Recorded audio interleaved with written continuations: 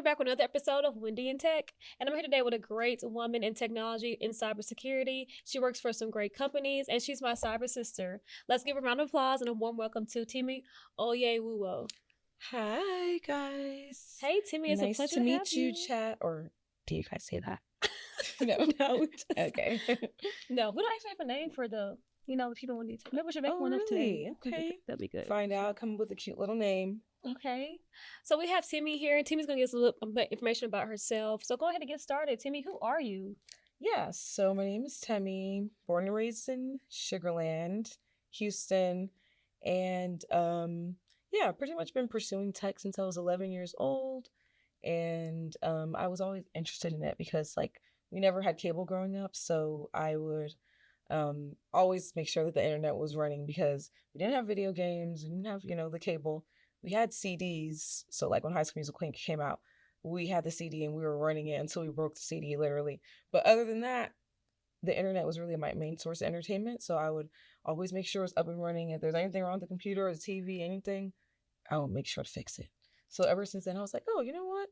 I think I really do want to continue to be in tech. So I just, went through all the, different summer camps. My mom and dad put me in a lot of summer camps and things like that. And I just always held on to my passion for it. And now I'm doing security architecture at the University of Wisconsin. That is amazing. Round of applause. We love it. Black excellence, yes. Working for the University of Wisconsin, how did you get into that? Or were you interested like in education or just further, working with that type of institution? Like what got you involved in that? Well, no, I never thought about doing cybersecurity in education, to be honest. I just knew that I wanted to pursue like cybersecurity. So I did management information systems in school with a minor in data analytics. And from there, I pretty much did co-ops. I did like 3 co-ops at undergrad, and they were all information security, architecture, information security, information technology, like those types. So I was like, oh, I got a broad range of like figuring out, oh, okay, of all the things I'm learning, because it's like a mixture of like governance, compliance, help desk. Those were the responsibilities that I had within those roles. I was like, okay, I think I want to move, and I really like the security elements of InfoSec because it's a very broad range. Companies will slap that title on, and they have them doing a lot of different things depending on what your needs are. But so that's what made me decide to go in like the security direction, just based off of the broad work I was doing. And then I did security in finance companies and consulting companies, and those were super hectic, super busy, probably the hardest companies that you're going to do cyber in, or sorry, hardest industries that you can do cyber in. Then when I saw this job posting, I was just like, oh, okay, security architecture, which was ultimately my goal to get to secure architecture position. I saw that they're offering the position at university, so I didn't know that was really a thing until this job. And once I talked to more of my tech bros about it, like once I got the job, they were like, oh, you're gonna be good. Like they're notorious for having good work-life balance. So I was excited about it, and they everything they said definitely turned out to be true, because education has that balance of having like a good work-life balance and also having like a good amount of challenge to still be able to grow. Yeah, I'm happy for you. I really do appreciate it. I love seeing women in tech aspire and grow and take over. So you mentioned a very key point for me. You're discussing about just working in your role as security architect and reaching your potential and your final, placement that you wanted within your field and what you're striving for. So for people that are out there that are trying to get into these roles, what exactly are your main technical and non-technical roles in cybersecurity that you were defined that you ran into so far? So I would say, from my experience, there are more outside of what I'm going to mention, but the main ones that I would say for non-technical are governance, risk and compliance, like risk management, um, and then maybe like some like strategy, maybe some like strategy positions. Mm-hmm. And then for technical, say like security engineer, penetration testing, um, What else? Um, yeah, like those ones are like the people that are like more technical hands-on work.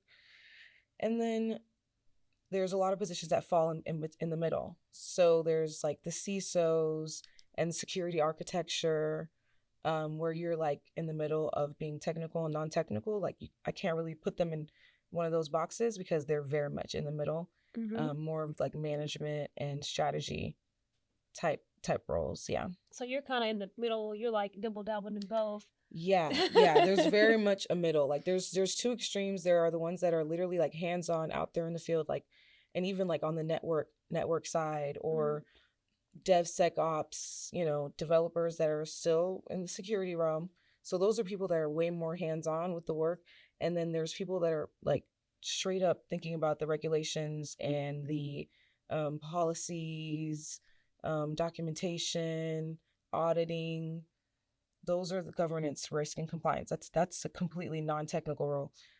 Then there's with the middle ones, it's like you have to be aware of what's happening with governance and compliance. You have to be aware of the business side. You have to be extremely aware as an architect in particular, and obviously as a CISO as well. You have to be extremely aware of the business's architecture. How does the business run?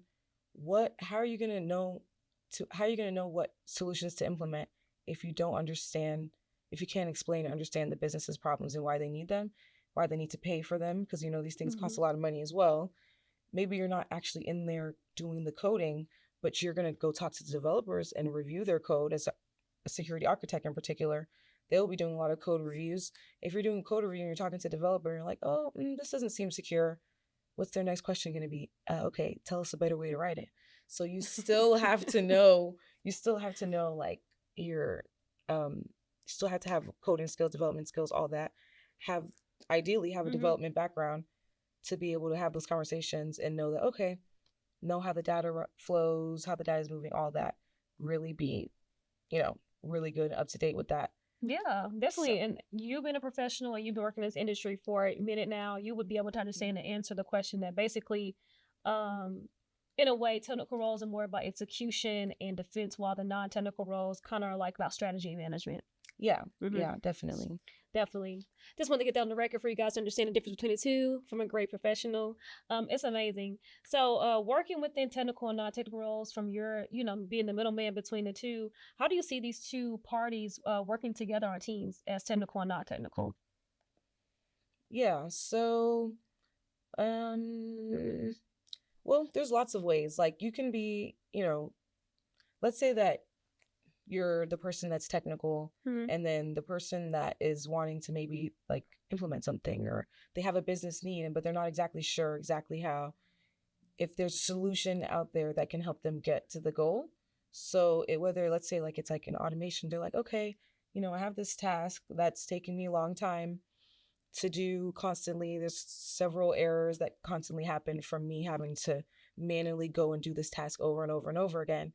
I could see them working with like a developer per se to say, hey, let's make sure that let's try to get this automated. Right. And then so in the conversation of getting it automated, it still also goes back to the business person, like, hey, okay, let's make sure we document this change, and let's talk about the change management of having this change, and like what system is this going to affect if we have a newcomer. Let's say both these people that are talking about making this change within the company, that they both leave the company. We want to make sure that it's still a smooth running process.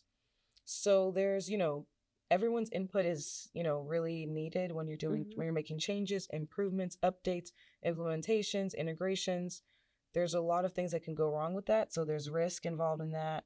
There's change involved in that, risk management, change management, implementation security, integration security. And so there's lots of different um, parties, non-technical and technical, that Hmm. should be involved in all those types of conversations. Right. And that's definitely, I agree with all of that. I always say that that's the most important thing is obviously like collaboration, communication, and making sure we reach the goal of achieving our overall mission. But I'm going to go throw you a curveball. And I want your authentic response to this question. So obviously, we know that elephant in the room. You are a Black woman in tech, and you're basically in a good position. This is like one of the kind of managerial positions within our industry. Do you ever see any type of disgrace to you, or do you feel like people kind of walk over you or kind of try to overshadow your work and overlook you throughout your career within cybersecurity? Um, I mean, well, definitely have experienced it. I don't want to go into like exact detail Oh, you because don't have yeah, to. but so okay, not only am I like Black, I'm also really young. Hmm. So most teams I've worked on, I'm always the baby. Yeah. So it's like, you know, I'm around like I'm in a position where I'm trying to learn from them. Hmm. But I think now as a security architect, I have more of a leadership position where it's like I kind of have to put my foot down in ways that maybe in the past I didn't feel comfortable to, or I just felt like it wasn't my place, rather. But now it literally is in my, It's your job description. it's literally my job description. So, um, but I feel currently I feel like I'm really supported, and I don't have to deal with that as much anymore. Right. But in the past, I definitely felt like, oh, because I wasn't maybe as experienced, that maybe what I was, trying to say to implement, they weren't paying attention, even though in the end we ended up going through implementing it because it didn't make sense the way things were being done prior. Hmm. So yeah. I agree, and I really do thank you for answering that question with being authentic, and it also based on your experience. Me, I'm applauding for you. I'm applauding for all the women, especially all the Black and brown women that are in the community working. It's very hard for us to be in this industry and to see and know that you are in the leadership position and you're giving advice from a leadership perspective. It's kudos for everybody that's watching this episode today, and obviously getting advice from you.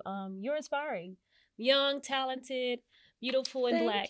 We you. love to see it. I love to see it. I'm going to support her. Also, you guys are going to continue to support her with Wendy and Tech. But I do have one more thing before you do go. What advice do you have for the young professionals out there looking into cybersecurity that may have, feel like they're not good enough or have been like told that it's not their time? Like, what do you have to say? Some encouraging words for these young individuals. Yeah, so I would say that, I know school in America is expensive, but I still believe that it's good to get formal education when it comes to something this serious. Um, Not to say that that's the only way. There's so much free information on the internet right now, but if you're going to sit down and try to self-teach yourself, I would say 100% you had to be obsessed. You had to become obsessed with the material to a way that basically you don't have a social life for 2 years if you really want to sustain that knowledge to make it into a career that lasts, for decades. Mm-hmm. But other than that, I would say formal education, master's, undergrad, having the, theoretical knowledge and then being able to apply it is like a really good combination. But there's a lot of material to cover. So it's the 3-month courses that people have been trying to sell, like, oh, sign up for this 2-month course, 5 weeks, 8 weeks, whatever, and we can get you, get your certificate and we can get you a job. I'm not saying that that's impossible. It's a job. That's good to get you a job, not a career. Thank you. I'm so happy you said that. I've been preaching this, and I'm so happy there's someone else to say the exact same thing I'm saying. But yeah, thank you so much for saying that. Yeah, anything worth having is worth working for. So if there's no cheat code in life, like you can't just skip to a shortcuts. Yeah, shortcuts. Those, you're competing against people that have been working for this for like 6 years, 8 years, 10 years. So you're not going to be able to compete. Mm-hmm. I've had someone who told me they actually took out a $15,000 loan to a boot camp. That's insane. And I had just recently met them, and I was like, I'm so sorry that you did that because I feel like it wasn't so needed. Insane. So no, people are really scamming out here. Like the person that's making it out with this 15K is the real winner in that equation because you've definitely lost. I appreciate you for saying that and giving people the real spiel. And thank you for coming today. Temi is a well-rounded professional, and she came and visited Wendy in Tech, and hopefully she'll come back again soon. We love her. Thank you. Bye, guys. See you guys next week.